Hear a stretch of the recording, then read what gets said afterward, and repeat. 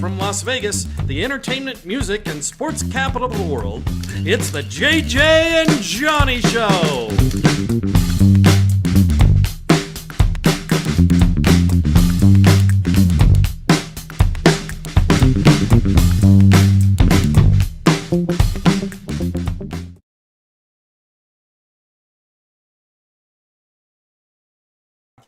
Somewhat. Again, we're complimentary. Close enough. We're wearing red. Hello, everybody. It's the 19th episode. Robbie's here. We have viewers from Switzerland. Thank you for joining us. We're a little late. Are we? 8 minutes. A little late. A little yeah. late. A little late. But that's the beauty of not being on broadcast television. We are not, hemmed in by these rules. That's right. So far, YouTube lets you start whenever you want, unless things change. No, we're a little late because there's a little bit of traffic today. Because here in beautiful Las Vegas, we're all getting ready for the Trop to drop tonight. Wow. Oh, is that tonight? John! Wow. Well, I'm not going. I'll be in bed at 9:30. It's also the name of the episode today. But, Yeah. I don't look at these things. I'm glad to remind you. I double checked it 3 times. It's a little confusing because it's 2:30 in the morning. So I'm like, well, is it the 8th or the 9th at 2:30 in the morning? Yeah, that's always but it's tonight at 2:30 in the morning. Tonight at 2:30 a.m. and I'll be.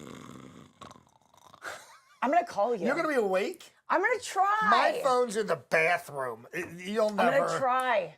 You'll never get me. Michelle wanted to go.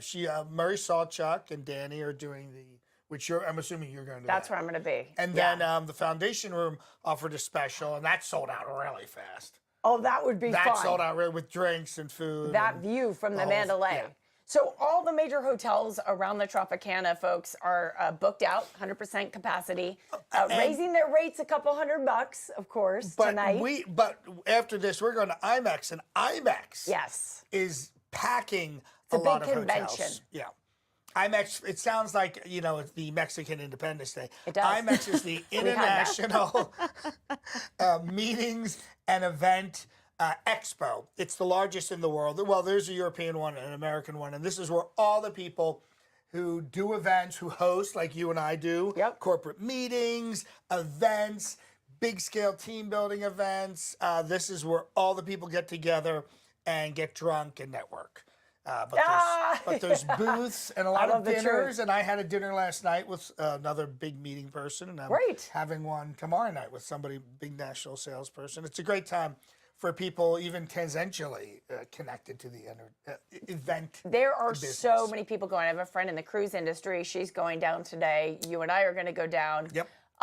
It'll be really interesting. Also in town this week, G2E. The Global Gaming Expo, that has brought about 50,000 people to town. That's a lot of people. So anyone in gaming and gambling is happening, and there's a lot going on. It's a fun show. I've worked that show. Have you worked that show? I have worked that show. It's very cool. A lot of cutting edge technology. Ding, ding, ding. A lot of new I'm sure there'll machines. be AI slot machines very soon. That'll be the next thing. Oh man, they'll be everywhere. You never know. So we're gonna make this show short because we have so much going on. It is episode 19, so thanks for joining us. Love to see your comments in the chat. I think it's time for a little Vegas fact or fiction. Yes. Yes? Yes, I did a little research. Ooh, and I was doing numbers of hotels, and I wanted to find out what are the top 25 hotels in the world. Mm-hmm. This is a twofer. Of the top 25 hotels in the world, how many are in Las Vegas? Of the top 25 hotels in the world. Right. Top meaning? Top like 5-star. Okay. All the things on that list. Yeah, on that list of hotels that make it. The food, the location, the concierge, all the things that they offer. Rated by, I don't know, hotel. Some important people. Something. And I had to cross-check it and go through a few things. I know that there's going to be, they have to spread the wealth a little bit, but there's going to be some Dubai, maybe some Paris, some London, some New York on there. I was in, Tokyo. I was in Bangkok. That's fun. Yeah, it was a great show. It was a show for S.C. Johnson, but we stayed at the Peninsula, which that year was voted the #1 hotel in the world. The Peninsula in Bangkok. It was it all that? Yeah. It was They know who you are when you arrive. Oh, You know, fancy. they know they have everyone gets a photo of you at the hotel. So when you walk up to the elevator, it's Mr. DiDomenico and Oh, Mr. wow. Mr. Scott and Mr. So it's a level Can you imagine? of hospitality that borders on creepy because they.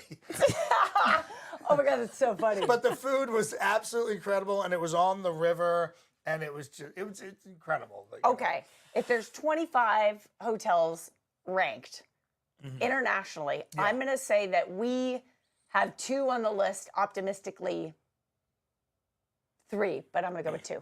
They said it was 5, but I couldn't cross-reference the 5 because I know this town pretty well. You know this town pretty well, and I just couldn't get it. So I'm giving it to you at 3. I'm giving it to you at 3. Oh, you're going to do your own version. I'm going to do my own version of it, just logically. Just logically. Okay, we don't fact check on this show. We don't fact check, as JD Vance said. I didn't know I was going to be fact checked. Yeah. So, yeah. What do you think? Because I think one of them. You want me to guess which one? Yeah. Of course. One of them's the Win. Yes. Okay. Yes. That was 100%. Yes, that was on there. Especially those beautiful villas in the back. Which are my gosh. Stunning. I was just in the back because I was at a event. So I was in the event space, you know, those big grand balconies off the event space where you look onto the golf course. Right. That's dreamy. Yeah, it's amazing. That's so a level of service. Oh, Cass, you were there with me. Yes, we were there together. I was acting like I was having the experience by myself, and the person who's with me is in the room. You ever do that? Yes, I've done that with my wife, and I wasn't happy about it. Yes. I was with you, idiot. Yeah. Was she at the hotel in Bangkok? No, that was about, at this point, maybe that was 20 years ago. Okay. You know, okay. It was a different time. Mark thinks the Four Seasons is one of them. Oh, Mark. That is a great guess. Is this the Mark Yankee, my friend? My old friend? Hello, Mark. Let us know, Mark. Mark, is this you? Thankfully, it's Mark with a K, because if you were Mark with a C, we'd have to boot you. Mark, I knew there was a guy in Bordentown, New Jersey when I lived there. His name was Mark Yankee. Absolutely phenomenal guy in the Air Force. Probably one of the best people you've ever meet. A foodie. Yeah. Yeah, he was a great guy. I wonder if that's him. I'm sure it must be. Yeah. Here's the thing, Mark, though, with the Four Seasons. Yes, our Four Seasons is delightful, but every Four Seasons around the world is delightful. John's whispering in my ear and needs a refresh. But, I mean, some Four Seasons has, you know, arguably it's the top hotel chain in the world, maybe? Oh, my God. Okay, so Mark is mentioning my brother Steven and my sister-in-law, Shelly. He's down in the... Look, we have a family reunion happening on the YouTube. Sweet. I want to just say something about Mark. Okay. Mark, I lived in this great historic town called Bordentown, New Jersey. It's where...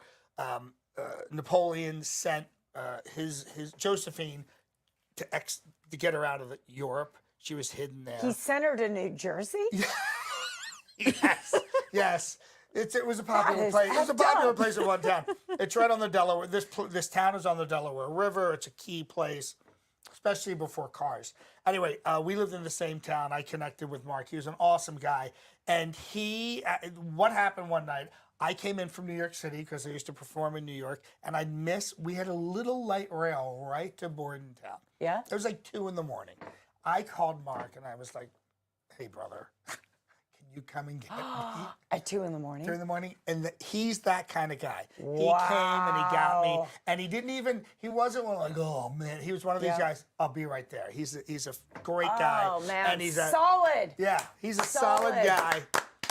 Mark Yankee, everybody. And he connected with my brother who, Mark, that was like totally by accident. I wanted them to connect. They're in the same area. And one night he called me and goes, I met your brother. And like totally randomly. Yeah. Because now he's in the Maryland area. And now they hit it off. Yeah, and they hit it off. Yeah, he's perfect. Okay, Anyway. so back to our list. So Yeah, there's back to the list. a list made by some very important people, which we are not going to reference because we can't remember. 25 of the world's top hotels, at least 2 of which are here in Las Vegas. One is the Wynn. This is where it gets tricky because I'm going to guess it might be in that very high-end area right in the center of the Strip, even though it's not maybe what I relate to. It's not New York, as my favorite. I mean, it could be. Oh no, I was thinking like Aria. Oh yeah. Oh, you mean right there in Yeah. Crystal? What's it called? Crystal Shops. Crystal Shops. No. Okay, what's the other one? They said Fontainebleau. Oh. I was very surprised, which led me to something. That's very optimistic. Which led me, and I just did a little further research. Oh. That's what you do on the web. You do research. But supposedly, the place to go for celebrities was the Wynn, which was established. I mean, George Clooney would be there and pretty big stars. But supposedly, now it's the Fontainebleau. I think you might be able to pay to be on that list. I don't know. Well, I don't know. I don't know what right. the criteria is. Right. So this was one of those things I thought interesting. Here's the thing that's interesting. The Fontainebleau is definitely making a push because, quite frankly, they've had a hard time getting their sea legs under them. Yes, 100%. They fired 6 or 7 of their executives the first 6 months. A little lawsuit with the Wynn across the street, but they have Pitbull coming. They have some really top DJs. Right. But they're trying to get the clubs going. Is that their crowd? Right. What is their crowd? What is their crowd? Who are you connecting with when you go to Fontainebleau? Right. That's the thing. Four Seasons has its brand. It has its experience. It's exclusive. It's older. It's bougie. Yeah. Right? Yeah. It reminds me of when I used to do corporate meetings in the LA area and Southern California in like the late 80s, early 90s. It has that. There's a very specific feel. And it definitely has that. And there's beautiful ballrooms. But I think with Fontainebleau, which, by the way, is a beautiful hotel, and the rooms are physically beautiful. Physically beautiful and stunning, and 36 brand new restaurants, which are all very, very good and very expensive. But is Pitbull pulling in that on their clientele? That's what I would wonder. Right. That is a great question. Wonder. Well, that's the future for sure, that question. So, interesting list. Thanks for sharing that. Yeah. What's your factoid? Okay. Vegas, fact or fiction? Are you ready? We're preparing to drop the Trop. So, first question right off the bat. In what year did the Tropicana open in Las Vegas? Oh, this actually, it's much further back than I thought. I looked this up. Was it 53 or something, or 57, or? The second one was right. 1957, the Trop opened. So it's 67 years tonight. It opened in April. Yep, it was a big deal. We have a great shot. Cass, can you show the other shot, of the airport? Yeah. Or the lack of airport behind it? Look at how barren the land was at that point. Nothing. Every time we meet, I meet somebody who was born and raised here, and I see these photos from the early 60s, even through the late 60s and early 70s, like, hey, did your parents buy 1 acre in the middle of nowhere? And they're like, no. Look at that. Look at the other 3 corners, which are now the New York, the Excalibur, and MGM. I mean, they could not be more built up now. And the road didn't even go through. Sand. It didn't even go through. Oh my gosh. It didn't even so go through. Crazy. Oh my gosh, you're Because that means there's nothing on the other side at that point. It's so barren. Now, I noticed with this implosion, I've seen videos of the other ones. I always thought, even when I didn't live here, I thought they were so cool to see these buildings come down. But it looks like this implosion, they have taken like the walls are out, the front is out. Like there's nothing. It looks like a skeleton. It looks like a bunch of popsicle sticks. And now they're just going to implode the skeleton. And it looks like there's curtains on the lower level. It looked like it's more of a production now. They're kind of a show, And I think those curtains trap the dirt. How the dirt goes up in a massive plume. I think those curtains are to, reduce that. So this leads me to our next question. So the cost of the implosion of the Tropicana is around $1.2 million, and that does include dust control, apparently, is a big portion of it. What was the original cost to build the Tropicana back in 1957?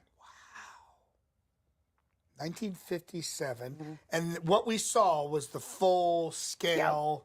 Right.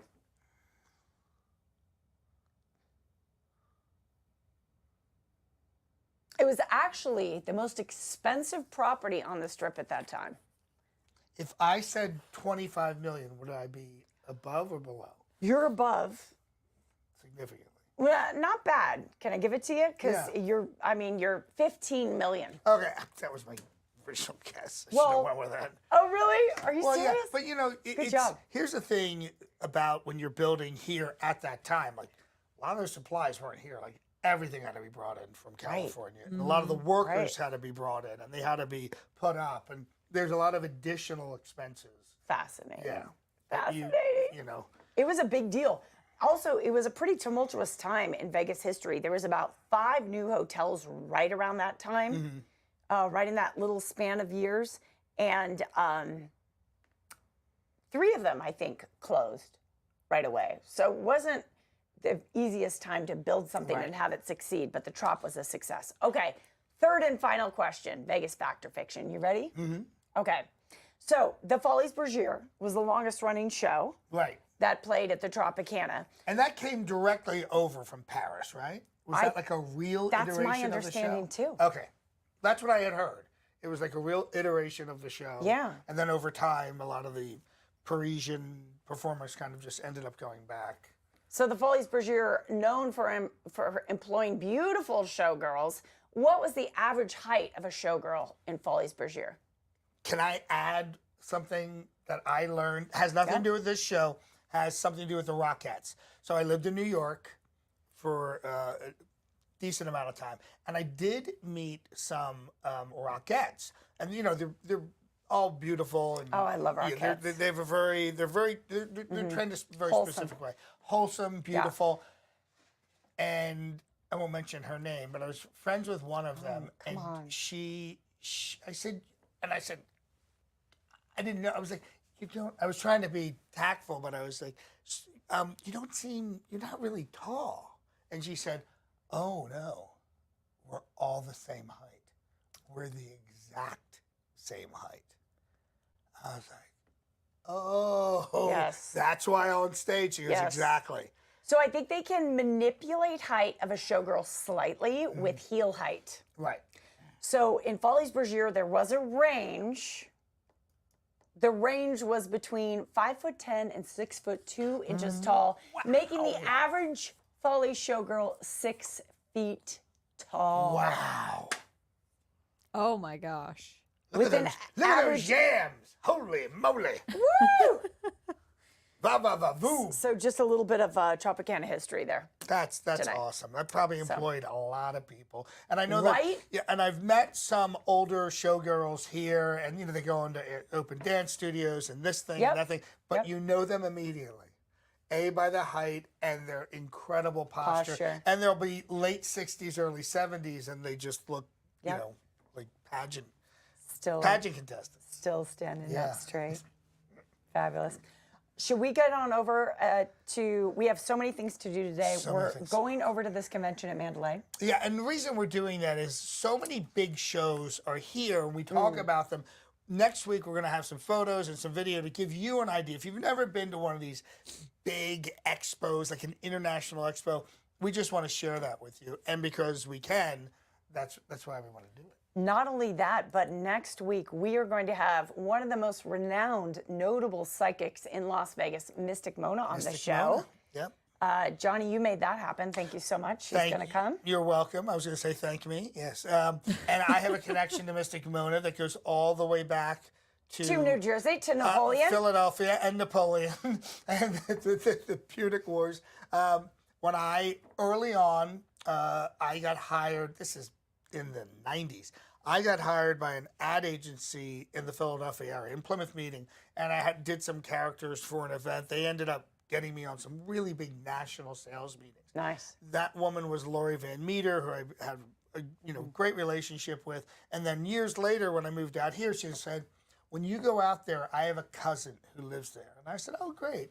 She said she's a psychic. Her name is Mystic Mona. No way. So I knew about Mystic Mona years even before I moved here. One thing I do want to mention, you and I went to Bagel Mania in January. Yes. For the bagel eating contest. The bagel eating contest. Are there more bagels? There's more bagels because I'm going to be doing stand-up at Bagel Mania, 8 o'clock on October 24th. I'm coming out of retirement. That's my birthday. Ah, what? Oh my God, I'm freaking out. No, you're doing stand-up at Bagel Mania in Las Vegas. They're paying me in bagels, so I thought it was a good deal. Full dozen. Do you know what? I host an event that day, but I think it's over by 8 p.m. Really? And if it is, on your birthday, I would love I'm going to Bagel Mania. I would love to celebrate you on your birthday. Wow. Cass, do you have First anything time- to say about the dropping? You know what? Trop. I'm young. I didn't get to experience the Trop. I think I've walked through the Trop, but I never, I never stayed there or anything. But it's a legendary hotel for so many reasons. One of the oldest, mentioned in so many movies. Recently, our friend Murray was there for a long time at the Laugh Factory. A lot of comedians have come through. Before they announced the close of the Trop, you couldn't drive through Las Vegas without seeing so-and-so at the Laugh Factory. This is what we don't do in Las Vegas, and everyone knows it. We just love to blow shit up. So we're going to take a moment. Let's just all three take a moment to say goodbye to the Trop. Just think about the Trop. We have some music for this. What's that Boys to Men? ABC, BBD. That one? The one with the crying, The Long Road, or whatever. And so we go at the end of the road. So I can go.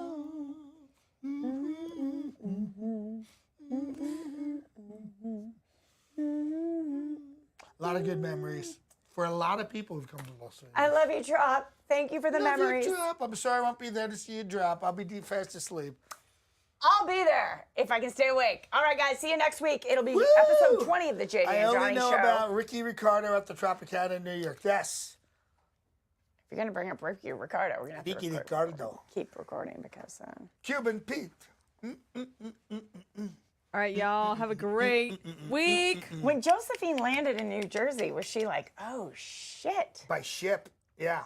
And Why Thomas, did he send her? she had to get her out of Europe.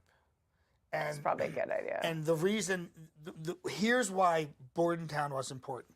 If you're looking at a map, here's Philadelphia, here's New York City. You could sail up to a certain point, then the rock formation stopped it. And it was also very deep right outside of Bordentown. 22 ships were sank there during the Revolutionary War. So what you would do is you'd get here, you'd stay overnight, there were restaurants, there was a theater, a live theater. Yep. And I mean, It's kind of like, where my brother lives, and you'd in refresh, Wilmington, North Carolina. Yes, you'd get all refreshed, and the next morning... You'd wash your hair because he hadn't washed it in like 6 weeks.